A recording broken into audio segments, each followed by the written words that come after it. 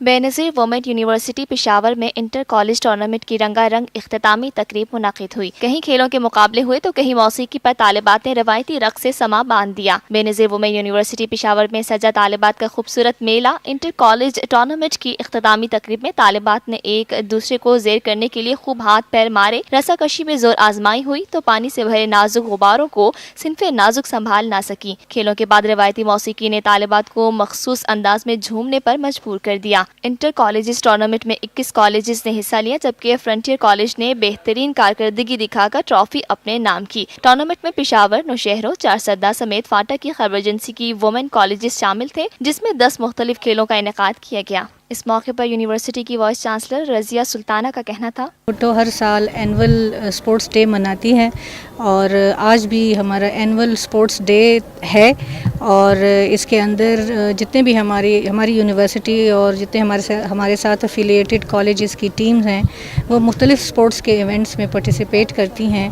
और ये पूरा जो दो से 3 महीने के ऊपर ये स्ट्रेच करता है, ये सारा जो स्पोर्ट्स का हमारा के मुख्तलिफ इवेंट्स और टूर्नामेंट्स होते हैं। ये है TNN TV। देखते रहिए ताज़ा तरीन खबरें और एक्सक्लूसिव रिपोर्ट्स।